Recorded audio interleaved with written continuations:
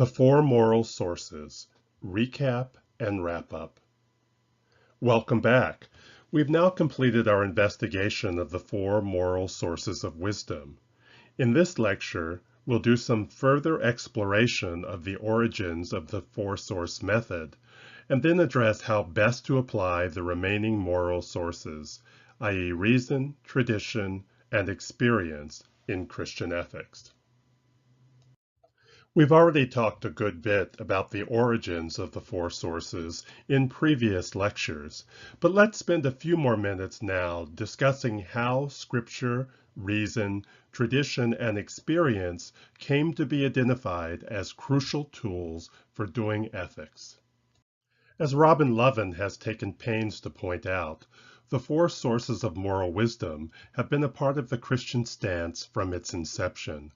Whether we turn to the initial movement led by Jesus and his earliest followers, or to the development of the earliest Christian communities, we can see the four moral sources of wisdom at work. To be sure, not every Christian community placed the exact same emphasis on the exact same moral source, but whether these communities stress synergy, integrity, realism, or liberation, they still manage to incorporate some combination of the four sources of moral wisdom into their deliberations. The four sources are also clearly evident in the writings of both Augustine and Aquinas. As we've already seen, these two theologians, writing in their different time periods and working within related but different theological and moral frameworks, nonetheless sought to pair the best of Greco-Roman philosophical thought with what they thought of as the corrective influence of biblical teachings. This yielded a distinctively new approach that nevertheless draws upon the moral wisdom that comes from both revelation and reason. In the context of the Protestant Reformation, John Calvin is probably the strongest proponent of the four sources of moral wisdom, though he, like Luther, espoused the central Reformed doctrine of sola scriptura, or by Scripture alone. He espoused also the belief that human beings could obtain moral wisdom from both general revelation, or the divinely ordered wisdom of natural law, and special revelation, which consists of knowledge that can only be obtained through the grace of Christ. Within the Anglican tradition, Richard Hooker articulates his understanding of the importance of the moral sources in his famous metaphor of the three-legged stool, with Scripture, reason, and tradition representing the three pillars on which the entire edifice of Christian theology and ethics stands. Similarly, John Wesley, the founder of Methodism, drawing on Hooker's famous metaphor, incorporates the four sources into his own thought in a framework which later interpreters would call the Wesleyan quadrilateral. Finally, 160 years after John Wesley, the four-source method was formally acknowledged in Protestant ethics in the mid-1960s by Dr. James Gustafson, who I'm going to refer to from this point on as Dr. G. Though Dr. G's approach, as this slide depicts, refers to four tests rather than four sources, combines Scripture and Christian tradition into one category, and splits reason into the essential components of philosophy and science, it nonetheless remains substantially the same as earlier formulations. Clearly, then, the use of the four sources of moral wisdom is deeply embedded within the long and rich history of Christian theology and ethics. We've already talked rather extensively in the previous lecture about how to apply Scripture to ethics, so let's now turn our attention to how to apply reason, tradition, and experience. First, let's turn to the application of reason. Within the context of Christian ethics, reason has both a broad and a narrow meaning. The broad meaning of reason references the crucial human faculties of rational or logical deduction, moral discernment, and critical thinking, among other capabilities.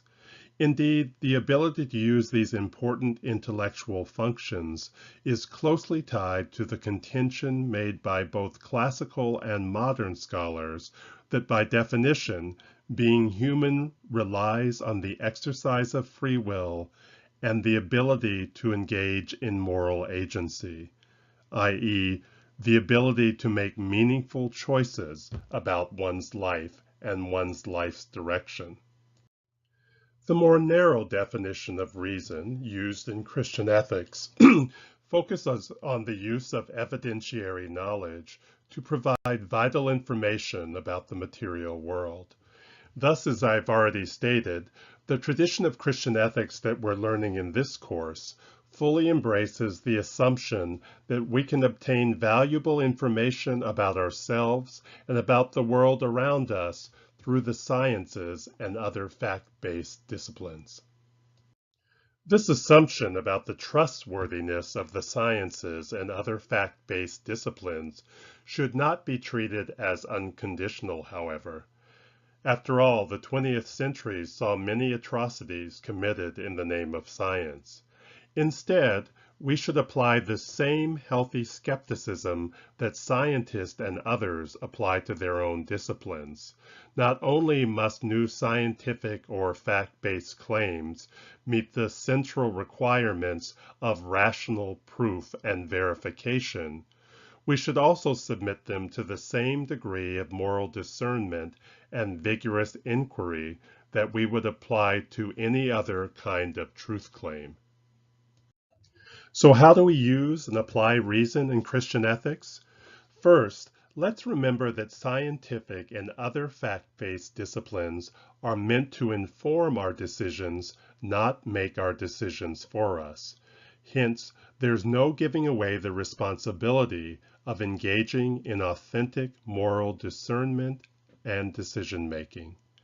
After all, science, for example, can't tell us in moral terms what is right or wrong, good or evil, but it can provide us with absolutely crucial information that can help us make better choices. Second, and very practically speaking, unless we're trained in a scientific discipline, we'll need to rely on the expertise of those who know their chosen fields well. Doing Christian ethics doesn't require that we become scientific experts, but it does require that each of us stay as conversant as we can in regards to the latest scientific developments, and, when necessary, be prepared to rely on the work of theologians, ethicists, and scientists both within and outside of our faith communities to help us make well-informed decisions. So now let's turn to the use and application of tradition. The term traditio in Latin refers to that which has been handed down. Within the context of Christian ethics, as we've learned from Turner, tradition has three distinct meanings.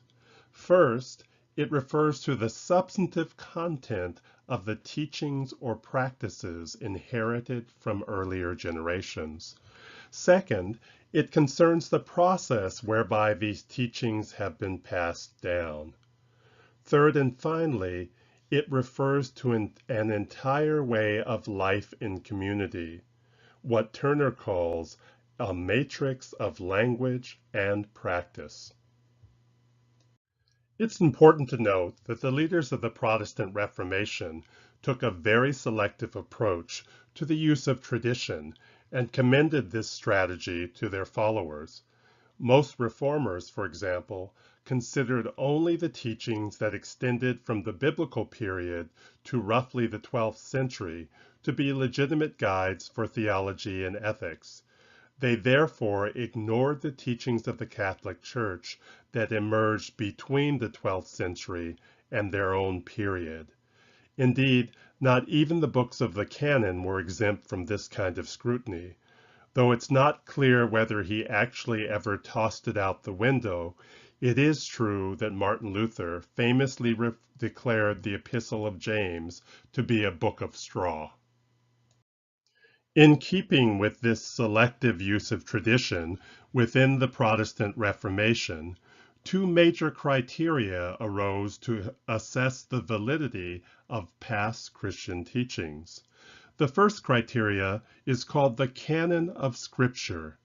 Do the teachings under scrutiny comport with the established books of the biblical canon, particularly the teachings of Christ as revealed in the canonical Gospels?